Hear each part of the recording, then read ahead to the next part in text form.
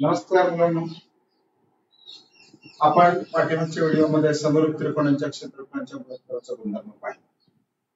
आज आपण या प्रकरणातला शेवटचा सराव संच 1.4 पाहतोय. मुलांनो, हा व्हिडिओ व्यवस्थित समजून घ्या, शेवटपर्यंत पहा आणि चॅनलला सबस्क्राईब करा.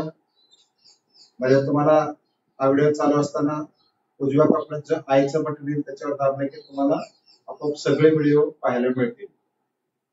आणि या व्हिडिओला लाईक केले की तुम्हाला आपोआपच तो व्हिडिओ तुम्हाला पुन्हा पुन्हा पाहायला मिळेल, पुन्हा पुन्हा अभ्यास करायला मिळेल.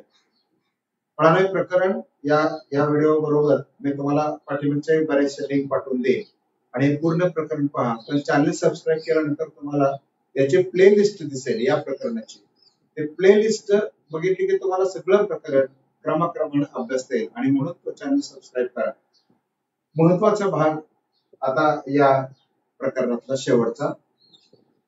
आपण पहिल्या 1.1 मध्ये फक्त दोन त्रिकोणांच्या क्षेत्रफळांचे गुणोत्तर आपण पाहिले होते. या ठिकाणी बघी दोन त्रिकोणांची पण समरूप त्रिकोणांच्या क्षेत्रफळांचे गुणोत्तर आपण पाहतो. आणि म्हणून पहिलं उदाहरण बघा, दोन समरूप त्रिकोणांच्या संगत बाजूंचे गुणोत्तर 3:5 आहे. संगत बाजूंचे गुणोत्तर काय आहे? 3:5 आहे. तर त्यांच्या क्षेत्रफळांचे गुणोत्तर काढा. समरूप त्रिकोणाच्या संगत बाजूंचे गुणोत्तर 3:5 आहे, तर क्षेत्रफळांचे गुणोत्तर काढा. आता त्रिकोण पहिला आणि त्रिकोण दुसरा हे दोन समरूप त्रिकोण आहेत, त्यांनी दिलेले आहेत. म्हणजे त्रिकोण पहिला गणितीय भाषेमध्ये, समरूप त्रिकोण दुसरा. तर समरूप त्रिकोणाच्या क्षेत्रफळांच्या गुणोत्तराच्या गुणधर्मानुसार काय होईल? पहिल्या त्रिकोणाचे क्षेत्रफळ छेद दुसऱ्या त्रिकोणाचे क्षेत्रफळ, म्हणजे या दोघांचं गुणोत्तर बरोबर पहिल्या त्रिकोणाच्या बाजूचा वर्ग, म्हणजे यांचं गुणोत्तर दिले ना, संगत बाजूंच्या वर्गांचे गुणोत्तर. क्षेत्रफळांचे गुणोत्तर बरोबर संगत बाजूच्या वर्गांचे गुणोत्तर. संगत बाजूचं गुणोत्तर काय दिले? 3:5 दिले. म्हणून 3चा वर्ग 5चा वर्ग, 3चा वर्ग 9, 5चा वर्ग 25. म्हणजे क्षेत्रफळांचं गुणोत्तर काय झालं? 9:5 झालं. ओके. आता दुसरं उदाहरण बघा. हे साधारणपणे 2 मार्कांचं गणित असू शकतं. त्रिकोण एबीसी समरूप त्रिकोण PQR. म्हणजे आता पुन्हा एकदा दोन समरूप त्रिकोण दिले, पुन्हा त्यांच्या बाजूंच गुणोत्तर दिलेलं आहे. संगत बाजूंचं गुणोत्तर दिले किती दिले? 2:3 दिले. फक्त इथे ऍक्टिव्हिटी बेस्ड नुसार भरायला सांगितलंय आणि म्हणून या रिकाम्या जागा भरू आपण. एबीसीच्या एका वर्गाच्या बाजूचा वर्ग दिलाय. मग एबीसीच्या कोणत्या बाजूशी PQR ची बाजू संगत आहे? तर AB या बाजूशी PQ बाजू संगत आहे, म्हणून PQ चा वर्ग. बरोबर आहे, पहिली रिकामी जागा झाली. आता AB चा वर्ग म्हणजे 2चा वर्ग आहे, बरोबर नाही? तो किती होणार आहे? 4 होणार. आणि PQ चा वर्ग म्हणजे 3चा वर्ग, म्हणजे ते झाले 9. म्हणजे गुणोत्तर किती झालं? 4:9 झालं. तिसऱ्या उदाहरणामध्ये बघा, परत एकदा तशीच ऍक्टिव्हिटी बेस आहे. या ठिकाणी 4 रिकाम्या जागा भरायला दिलेल्या आहेत तुम्हाला, 2 मार्कांचा आहे. म्हणजे इथे पण काय दिलं बघा, त्रिकोण एबीसी समरूप त्रिकोण PQR. एबीसी चे क्षेत्रफळ दिले 80. त्रिकोण एबीसी चे क्षेत्रफळ दिले 80 चौरस एकक आणि PQR चे क्षेत्रफळ दिले 125 चौरस एकक. बरोबर आहे. मग आता या ठिकाणी एबीसी बरोबर कोणाचं गुणोत्तर मांडायचं आपल्याला? त्रिकोण PQR चं मांडायचं. कोणाचं? त्रिकोण PQR चं. मग आता एबीसी चं क्षेत्रफळ काय दिले? 80 चा वर्ग, 80 दिले, आणि PQR चं क्षेत्रफळ दिले 125. पण हे क्षेत्रफळ कुणाच्या गुणोत्तर एवढं असणार आहे? संगत बाजूंच्या वर्गांच्या गुणोत्तर एवढं असणार आहे. मग आता संगत बाजू कुठल्या दिल्या? AB, म्हणजे AB च्या वर्गा एवढं आणि PQ च्या वर्गा एवढं. म्हणजे या AB वर्गाचे PQ वर्ग बरोबर 80/25 आहे. बरोबर आहे. AB वर्गाचे PQ बरोबर 80/25 आहे. मग आता यांच्या डायरेक्ट बाजू काढायला सांगितलं, म्हणजे 80चं वर्गमूळ काढायचं आणि 125चं वर्गमूळ काढायचं. आता 80चं वर्गमूळ कसं होणार आहे? 16 गुणिले 5. 16चं वर्गमूळ 4, म्हणजे 4 वर्गमुळात 5 होणार आहे. बरोबर की नाही? बघा असं होईल ते. 80चं वर्गमूळ काढताना कसं होणार? 80 वर्गमुळात 80 बरोबर वर्गमुळात 16 गुणिले 5 बरोबर 4 वर्गमुळात 5 होणार. बरोबर नाही? वर्गमुळ 80 आणि वर्गमुळात 125चं काय होईल? बरोबर वर्गमुळात 25 गुणिले 5, म्हणजेच काय होणार आहे? तर 5 वर्गमुळात 5. आता हे ज्यावेळेला आपण असं मांडूया, समजा हे 4 वर्गमुळात 5 छेद 5 वर्गमुळात 5, त्यावेळेला वर्गमुळात 5ला वर्गमुळात 5 जातील, बरोबर आहे. आणि मग काय येणार आहे 4/5 होईल. पण हे नाही समजलं तर काय करायचं, इथे संक्षिप्त रूप पण आम्हाला देत आहे. म्हणजे 80/25 ला आम्हाला संक्षिप्त रूप सुद्धा देता येईल. म्हणून मी दुसरी पण एक पद्धत सांगतो, 80/125 बरोबर. काय होईल 80/5 भागलं तर 5 16 85 आणि इथे 5 भागलं तर 25 येणार आहे, म्हणजे 16/25 येईल. आणि मग यांचा आपल्याला वर्गमूळ जमतं किती असणार आहे 4/5. म्हणजे आपल्याला ही बाजू काढण्यासाठी थोडं कॅल्क्युलेशन करावं लागलेलं आहे, बरोबर आहे का नाही. कारण यांची डायरेक्ट वर्गमूळ निघत नव्हती म्हणून आम्ही त्याला संक्षिप्त रूप दिलं आणि नंतर वर्गमूळ काढलं.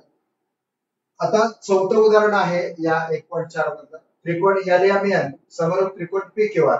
आता इथे बाकी देताना काय दिले, त्यांच्या क्षेत्रफळांचे संबंध दिलाय. म्हणजे या पीक्यूआरच्या 9 पटी क्षेत्रफळाची 9 पट ही एलएमएनच्या क्षेत्रफळाच्या 16 पटी एवढी आहे, बरोबर आहे. हे असं दिलेलं आहे.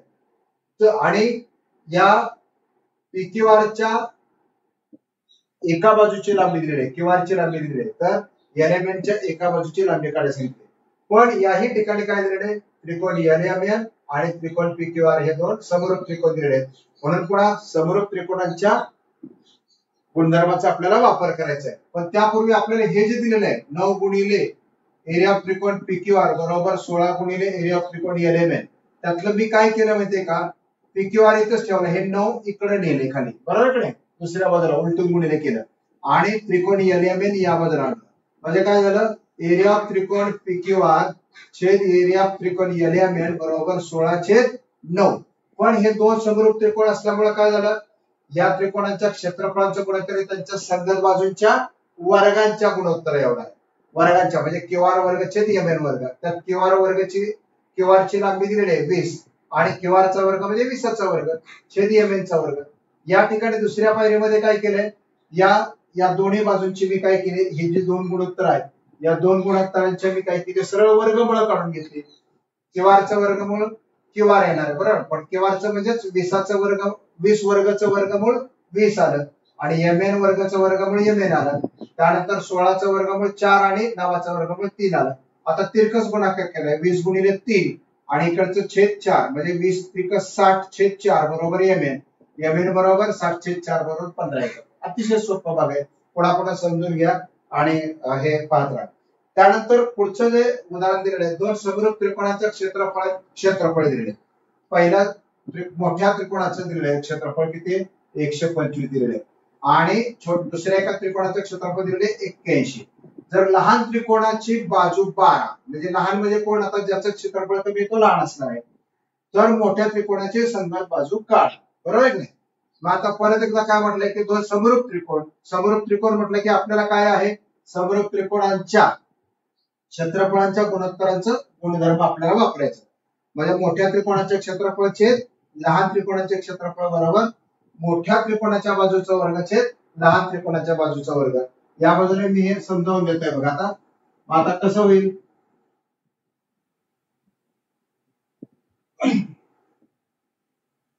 आता मोठ्या त्रिकोणाचे क्षेत्रफळ म्हणून मोठ्या त्रिकोणाचे क्षेत्रफळ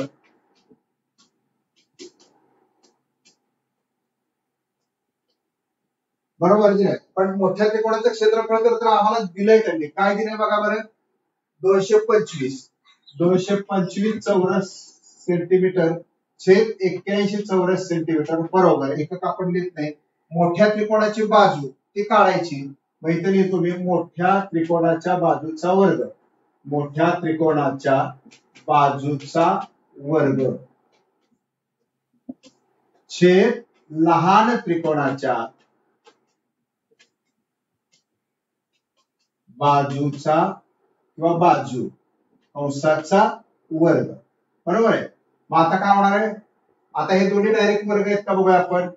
हा वर्ग आहे, हा पण वर्ग आहे, याचा अर्थ याची डायरेक्ट वर्गमुळे घेऊया, वर्गमुळे घेऊ. म्हणजे इकडचे वर्गमुळे जर घेतले तर इकडचे पण घ्यावे लागतील. वर्गमुळे घेऊ, काय होईल सांगा बरं, 15/9 बरोबर मोठ्या त्रिकोणाची बाजू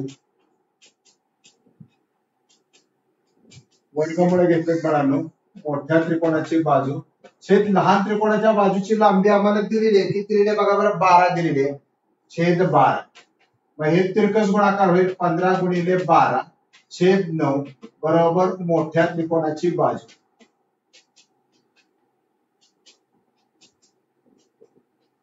बरोबर.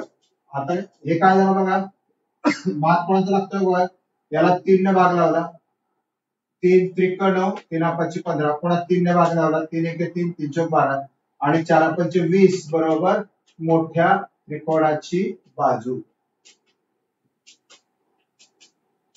मोठ्या त्रिकोणाची बाजू म्हणजेच मोठ्या त्रिकोणाची बाजू बरोबर मोठ्या त्रिकोणाच्या बाजूची लांबी बरोबर 20.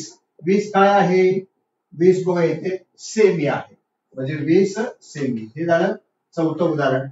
आता नीट लक्षात घ्या, प्रत्येक वेळी ते दोन त्रिकोण समरूप असतील तर त्यांच्या बाजूंच्या वर्गांचा गुणोत्तर त्या क्षेत्रफळांच्या गुणोत्तर एवढे घ्यायचं आहे. आता पुढच्या उदाहरणामध्ये बघा, त्रिकोण एबीसी व त्रिकोण डीएफ हे समभुज त्रिकोण आहेत असं म्हटलंय.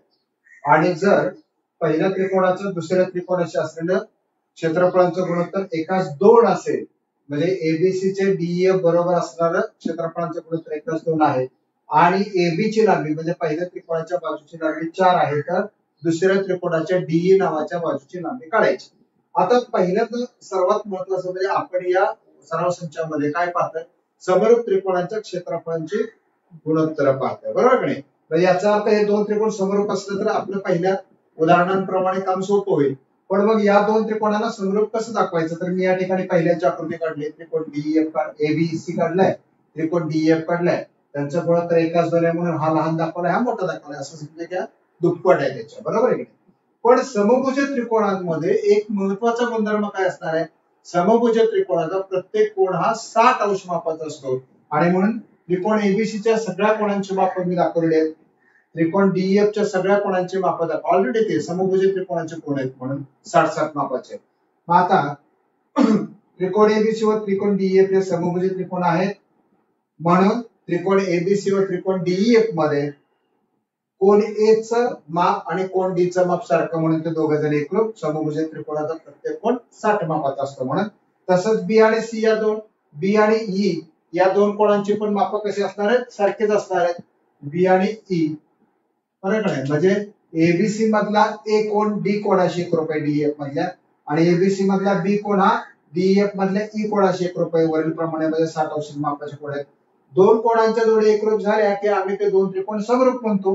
कोको कसोटीने समरूप झाले की मग आम्हाला समभुज समरूप त्रिकोणाच्या क्षेत्रफळांच्या गुणोत्तरांच्या गुणधर्मानुसार काय होणार आहे, पहिल्या त्रिकोणाच्या क्षेत्रफळाचे गुणोत्तर छेद दुसऱ्या त्रिकोणाच्या क्षेत्रफळाचे गुणोत्तर बरोबर पहिल्या त्रिकोणाच्या बाजूचा वर्ग छेद दुसऱ्या त्रिकोणाच्या बाजूचा वर्ग. म्हणजे समरूप त्रिकोणाच्या क्षेत्रफळाचे गुणोत्तर बरोबर संगत बाजूच्या वर्गांचे गुणोत्तर. मी फक्त किमती घातल्या ज्याच्यामध्ये याचा गुणोत्तर किती आहे, एकाच 2 आहे आणि एबी ची लांबी किती 4 आहे, 4चा वर्ग छेद डीई चा वर्ग. आपण काय केलं, फक्त डीई वर्ग इकडे आणला, डीई वर्ग गुणिले 1 म्हणजे डीई वर्ग झाला, 2 गुणिले 4चा वर्ग आहे, बरोबर आहे, म्हणजे 16 झाला. म्हणजे डीई बरोबर काय, कारण वर्गमूळ काढले मी इथे, वर्गमूळ घेऊ, वर्गमुळे घेऊ, वर्गमुळे घेतल्यानंतर काय झाला, डीई डीई वर्गाचा वर्गमूळ डीई घेतला, 16चं वर्गमूळ 4 घेतला, 2चं निघालं नाही मग वर्गमूळ 2 आहे ठेवलं. म्हणजे डीई ची लांबी किती निघाली, 4 वर्गमुळात 2 एकक निघाले. बघा नीट समजून घ्या, इथे फक्त काय समभुज त्रिकोण दिले म्हणून तिथे आपल्याला 60-60 मापाचा कोन असतात हे गुणधर्म वापरायचा आणि दोन्ही त्रिकोणांना समरूप दाखवायचं. उरलेले उदाहरण आहे तसंच आहे नेहमीप्रमाणे. इथे मग ते या ठिकाणी मग आपल्याला एक ऍक्टिव्हिटी दिलेली आहे बघा, ऍक्टिव्हिटी काय म्हटलं बघा, या आकृतीमध्ये PQ ही काय आहे, डीई ला समांतर आहे. PQ ही डीई ला समांतर आहे. समांतर आहे म्हटल्यानंतर हा कोन आणि हा कोन हा एकरूप असणार आहे, तसंच हा कोन आणि हा कोन एकरूप असणार आहे. चला आपल्याला एक गोष्ट तर कळाली की इथे पण समरूप त्रिकोण दाखवायला सोपं आहे. या कोणाला हा कोन एकरूप दाखवता येईल, या कोणाला हा कोन एकरूप दाखवता येईल, या संपूर्ण मोठ्या त्रिकोणाला हा छोटा त्रिकोण समरूप दाखवता येईल आणि संगत बाजूच्या वर्गांचे गुणोत्तर घेऊन त्या दोन त्रिकोणाच्या क्षेत्रफळांचे गुणोत्तर आपल्याला काढता येईल. पण त्यांनी काय विचारलंय बघा, आपण त्यांनी सांगितलंय काय, जर हे दिले आणि पीएफ ची लांबी जर 4 दिलेली आहे बरोबर आहे, 4 डीपी दिलेली आहे. पीएफ ची लांबी काय दिलेली आहे, 4 डीपी दिलेली आहे. तर 4 नाही तर 2 डीपी दिलेली आहे. 2 डीपी दिलेली आहे. तर एरिया ऑफ चौकोन डीपीक्यूई काढण्यासाठी खालील कृती पूर्ण करा असं म्हटलंय बघा. आता त्रिकोण पीक्यूएफ, पुढे त्रिकोण पीक्यूएफ, हा त्रिकोण पीक्यूएफ, त्रिकोण पीक्यूएफ बरोबर 20 चौरस एकक आहे. याचं 20 चौरस एकक आहे. काय आहे, 20 चौरस एकक आहे. तर चौरस एकक पण पुस्तकात करायचं. त्यानंतर पीएफ, ही जी पीएफ आहे ना, ही पीएफ या डीपीच्या दुप्पट आहे. किती दुप्पट आहे. आणि मग आपण काय केलं, डीपी ला एक्स मांडली तर हे काय होणार आहे, 2x होणार. बरोबर आहे की नाही. पीएफ दुप्पट आहे, पीएफ ही लहान आहे, ही एक्स मांडली तर ही काय होणार, 2x होणार. मग संपूर्ण किती होणार, 3x होणार. बरोबर आहे, सिंपल आहे. म्हणून त्यांनी काय म्हणलं, डीपी बरोबर x आहे तर पीएफ बरोबर 2x होईल. पुस्तकात दिलेले. मग आता डीएफ बरोबर काय लांबी निघेल, डीएफ बरोबर काय, डीपी अधिक पीएफ, ही रिकामी जागा भरायला दिलेली आपल्याला. डीपी अधिक पीएफ बरोबर. आता डीपी ची किंमत किती, x, आणि पीएफ ची किंमत किती आहे, 2x. x अधिक 2x बरोबर 3x. कितीच दिसतंय आपल्याला, तेच भरायचंय. आणि या छोट्या छोट्या गोष्टींना मार्क आहे. हे साधारणपणे 3 मार्कांची ऍक्टिव्हिटी आपल्याला पूर्ण करायला येईल. कारण बघा 1 2 3 4 5 6 7 8 9 10 11 12 आहे. म्हणजे जवळजवळ 3 मार्कांची ऍक्टिव्हिटी आहे. इथपर्यंत कळणार. आता पुढे काय म्हटलं बघा, त्रिकोण एफडीई व त्रिकोण एफपीक्यू मध्ये, एफडीई व एफपीक्यू मध्ये, बरोबर आहे, एफडीई पर्यंत आणि एफपीक्यू इथपर्यंत मध्ये एफडीई एकरूप एफपीक्यू, एफडीई म्हणजे हा कोण आणि एफपीक्यू म्हणजे हा कोण, हे दोन कोण एकरूप आहेत, त्यांनी दिले संगत कोण आहे. त्यानंतर तशीच ही पण जोडी एकरूप दिली बघा, एफईडी एकरूप एफक्यूपी, हे पण संगत आहेत दोन. बरोबर आहे. आता दोन कोणांच्या जोडी एकरूप झाले की ते दोन त्रिकोण समरूप झाले. कोको कसोटीने त्यांनी पण दाखवले कोको कसोटी समरूप झाले म्हणून. मग आता इथे काय करणार आहे, एफडीई छेद एफपीक्यू यांच्या क्षेत्रफळाचे गुणोत्तर काय होणार आहे, यांच्या संगत बाजूंच्या वर्गांच्या गुणोत्तर. मग संगत बाजूचे वर्ग कुठले आहेत बघा, इथे दिलेले आहे बघा, डीएफ वर्ग, बरोबर आहे, डीएफ वर्ग, कारण याचीच लांबी दिली आहे, डीएफ वर्ग छेद एफपी वर्ग किंवा पीएफ वर्ग. मग डीएफ वर्ग किती आहे बघा बरं, 3x वर्ग, 2x वर्ग म्हणजे 9x वर्ग, 4x वर्ग, x वर्गाला x वर्ग गेले म्हणजे 9/4 राहिले. इथे याची किंमत आम्हाला माहिती आहे 20 आहे. ती डायरेक्ट इथं गुणिलेच्या स्वरूपात घातली. 4 आणि याला भागलेलं आहे, 4 1 4, 4 5 20 आणि 9 5 45 चौरस एकक. ही कोणाची किंमत आली, एफडीई चं क्षेत्रफळ. आता आम्हाला या चौकोनाचं क्षेत्रफळ काढायचं म्हणाले. या चौकोनाचं क्षेत्रफळ म्हणजे काय, या संपूर्ण त्रिकोणाच्या क्षेत्रफळातनं हा त्रिकोण जर वजा केला तर या चौकोनाचं की नाही. म्हणजे आम्हाला काय करायचं, मोठा त्रिकोण वजा लहान त्रिकोण बरोबर या उरलेल्या चौरसाचे क्षेत्रफळ, चौकोनाचे क्षेत्रफळ. आता म्हणून चौकोन डीपीक्यूई चे क्षेत्रफळ बरोबर त्रिकोण एफडीई चे क्षेत्रफळ वजा त्रिकोण एफपीक्यू, एफडीई चे क्षेत्रफळ वजा त्रिकोण एफपीक्यू चे क्षेत्रफळ. 45 वजा 20 किमती आहेत फक्त घातलेल्या, 25 चौरस एकक ही किंमत निघाली. बाळांनो या बरोबर हे सराव प्रश्न संच 1.4 संपलेला आहे आणि मला वाटतं प्रकरण पहिलं सुद्धा संपलेलं आहे. या प्रकरणाच्या सगळ्या लिंक्स तुम्ही काढून पहा, वाचा. पहिल्या गोष्टीपासून शेवटच्या उदाहरणापर्यंत सगळी उदाहरणं, एखाद दुसरे उदाहरण तुम्हाला मी कृती म्हणून करायला दिलेले, सगळी उदाहरणं सोडून दिलेले. सगळी उदाहरणे व्यवस्थित वहीमध्ये लिहून घ्या, म्हणजे तुम्हाला पुस्तकाबरोबर याचा अभ्यास करताना अडचण येणार नाही. तुम्हाला एखाद्याकडे जर समजलं नसेल तर पुन्हा ते काय करायचं, व्हिडिओला ते आपण स्वतः सोडवत राहायचं, म्हणजे ते समजून जाईल. त्यातूनही काही अडचण आली तर आपल्या बरोबरच्या मित्राला वगैरे विचारा किंवा एखादा कमेंट्स बॉक्स मध्ये टाका, तुम्ही त्याचं उत्तर मी तुम्हाला देईन. पण मला असं वाटतं की प्रत्येक उदाहरण सोडवून दिल्यानंतर तुम्हाला फारशी अडचण येणार नाही. हा व्हिडिओ पुन्हा पाहण्यासाठी चॅनलला सबस्क्राईब करा. त्यानंतर सगळी उदाहरणं लिहून घ्या, या व्हिडिओला लाईक करा, म्हणजे तुमचा पुन्हा अभ्यास करता येईल. इतर विद्यार्थ्यांना सांगा लॉकडाऊन आहे, अभ्यासाचं नाही, आपल्याला अभ्यास करायचाच आहे, कारण परीक्षा ही द्यायचीच आहे. त्याबरोबर तुम्ही हे ध्यानात घ्याल असं मला वाटतंय. Have a good day.